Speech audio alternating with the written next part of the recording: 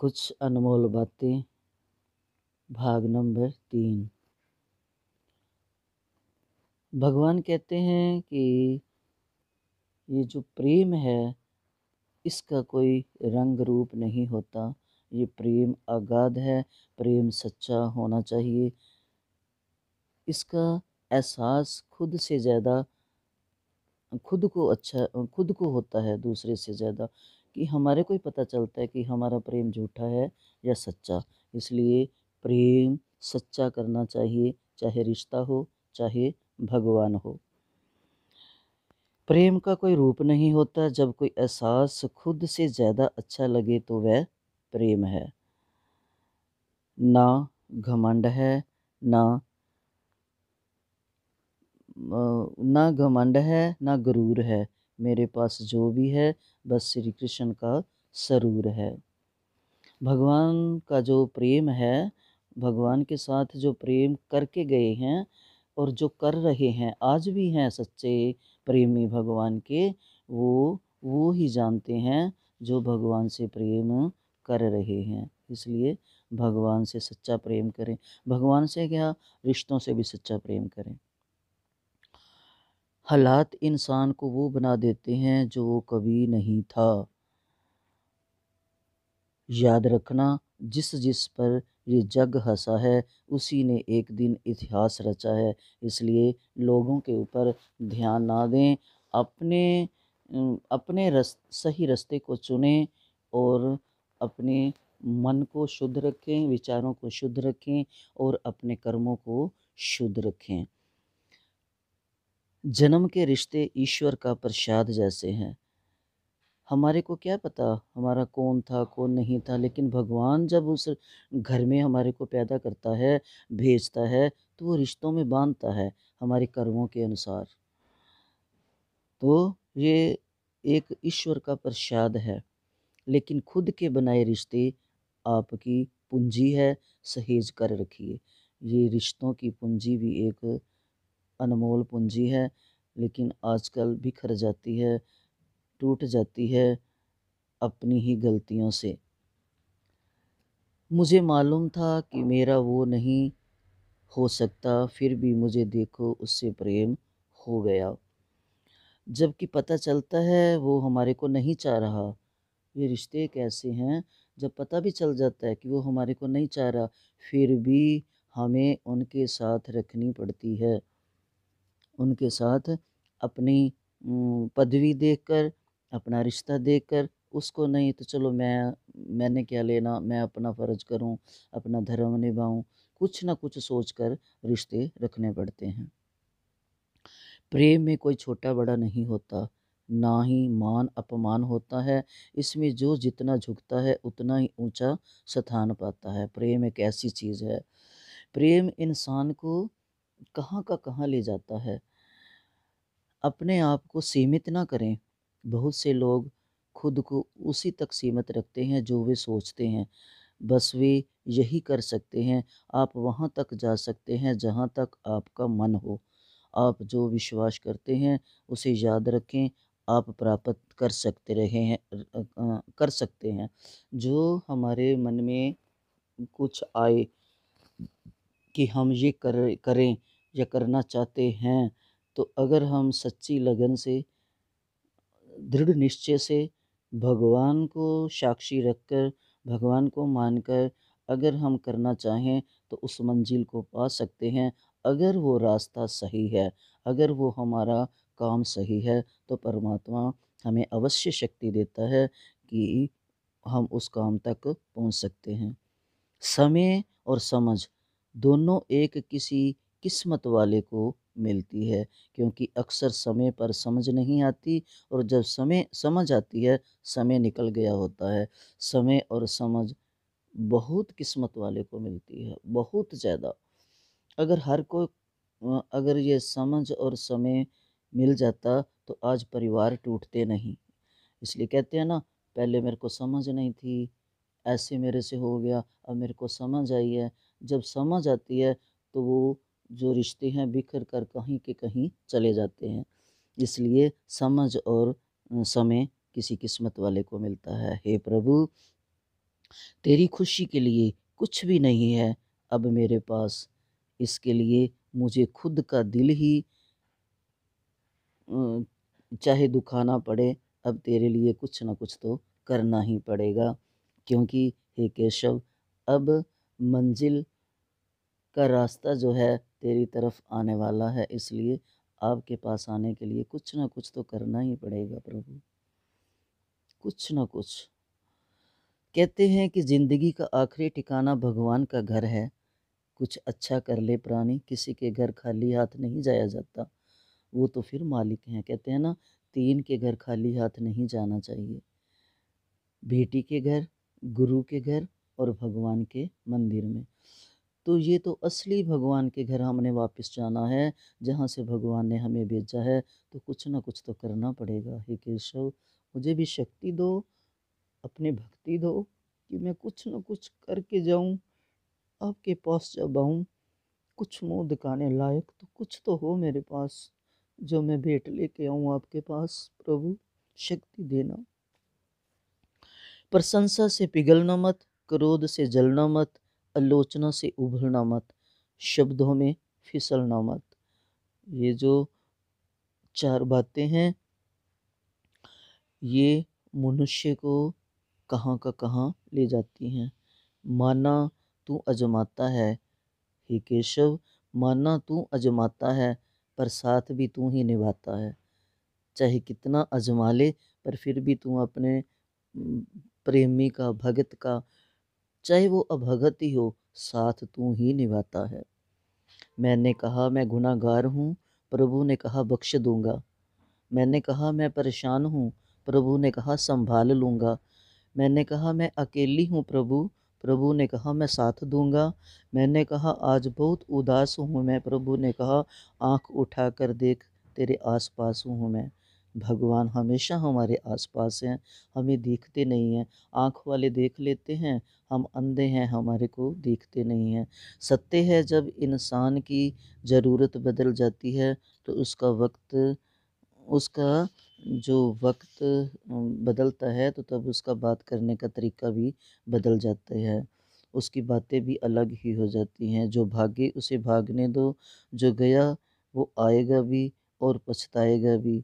आप कामयाब हो तो जाओ, हम अपनी कामयाबी को दृढ़ रखें, जो भागता है भागने दो।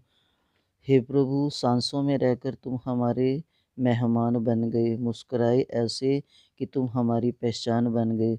लोग पास रहकर भी हमारे ना बन सके, तुम दूर रहकर भी हमारी जान बन गए। प्रभु, आप दूर होते हुए भी हर के निकट हो, हर किसी के पास हो। बिना किसी के हृदय को समझे आप किसी के चरित्र का सही चित्रण नहीं कर सकते। आपको क्या पता सामने वाले के मन में क्या है। माँ सीता ने भी कहा था कि बिना सोचे समझे आप किसी का चित्रण नहीं पढ़ सकते, आपके किसी के दिल की बातें नहीं पढ़ सकते। मजबूत होने में मज़ा ही तब है जब सारी दुनिया कमज़ोर कर देने में तुली हो। जब दुनिया हमें सब तरफ से कमज़ोर बना देती है, तो तभी जब हम भगवान को पकड़ते हैं तो हमें मजबूती आती है, भगवान हमें मजबूत बनाता है। जीवन में कभी शब्दों को मत हाँकिए, क्योंकि शब्द जो हैं इनकी कोई तुलना नहीं होती। शब्द गिरा भी सकते हैं और शब्द रंग राजा बना भी सकते हैं। शब्द जो हैं ये एक जिसको हाँक नहीं सकते, जिसका कोई तोल मोल नहीं होता। अपनी ज़िंदगी में हर किसी को अहमियत दीजिए, क्योंकि जो अच्छा होंगे वो साथ देंगे और जो बुरे होंगे वो सबक देंगे। बुरा आदमी जब हमारे साथ बुरा करके जाता है तभी तो हमें कुछ अकल आती है। जब हमारे को कोई ठुकरा के जाता है तभी तो हमें होश आती है। जब कोई हमें बहुत दुखी करके जाता है तो हम जाग जाते हैं, क्योंकि हम सोए होते हैं, अनजान होते हैं। तो वो जो बुरा आदमी है वो भी हमें कुछ न कुछ सिखा के ही जाता है, सबक दे के ही जाता है। अगर अगर अच्छा है वो तो हमारे साथ अच्छा ही रहेगा। मुझे पढ़ लिया करो, मैं जीने की राह हूँ। मेरे पास सारे इंसानों की परेशानियाँ का हल जो किसी और के पास नहीं है। गीता कहती है कि मुझे पढ़ो, मैं आपके संशय को दूर करूँगी। गीता कहती है, गीता में प्रभु की वाणी सुंदर शब्दों में लिखी हुई है। गीता कहती है कि मुझे जानो, मुझे पहचानो, मेरे कहे पर चलो, मैं आपके सब परेशानियों को हल करूँगी, मैं आपकी हर ज़रूरत को पूरा करूँगी, हर समस्या का उत्तर दूँगी, हर प्रश्न का उत्तर दूँगी और आपके संशय को दूर करूँगी, आपको बल दूँगी।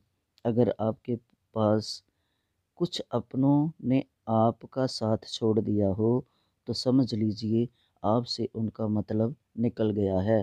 परेशान मत होना कि उसके साथ मैंने इतना किया, उसने मेरे को छोड़ दिया, छोड़ जाने दो। क्यों? कि वो तभी तक हमारा था जब तक उसको हमारे से मतलब था।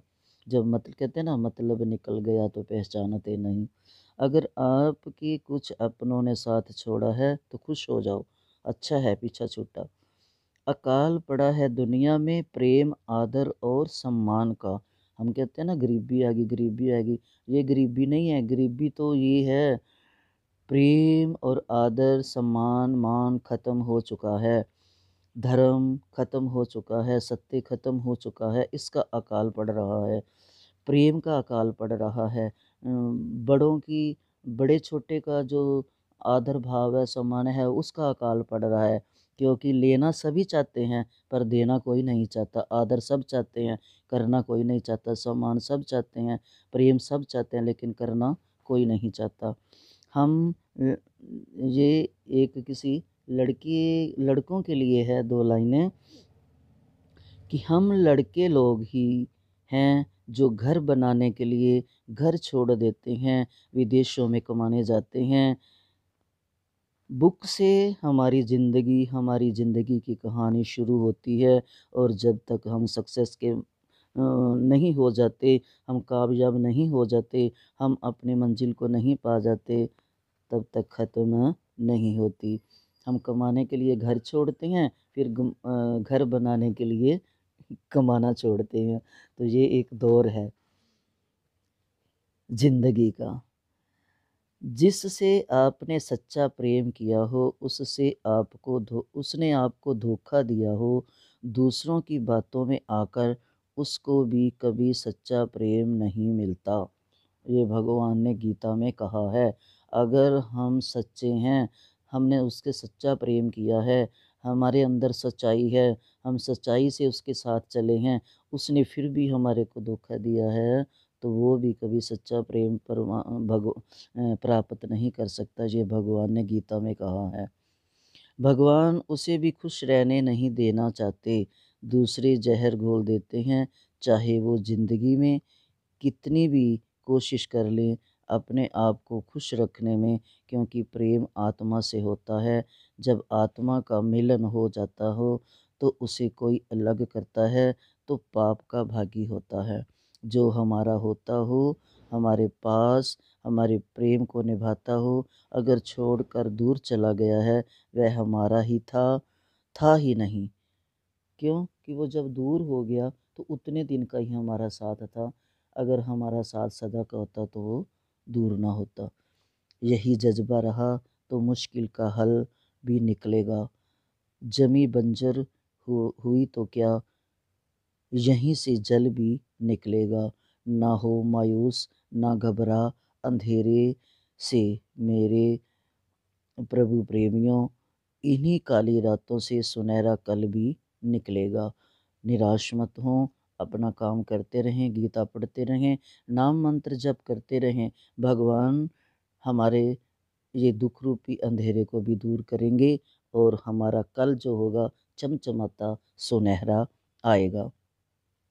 वह रिश्ता बहुत मजबूत होता है जिसमें हमें ये भरोसा हो कि सामने वाला हमारे रोने का अपमान नहीं करेगा, हमारे दिल की बात को सुनेगा, उसका मजाक नहीं उड़ाएगा और बात हमारी सुनकर हमारे दुख को बांटने की शक्ति देगा, हमारा साथ देगा। तो वो ही रिश्ता हमारा होता है, वो ही रिश्ता मजबूत होता है, वो ही अपना होता है, वो ही हमारा सच्चा हितैषी होता है। जो मेहनत पर भरोसा करते हैं वे किस्मत की बात कभी नहीं करते।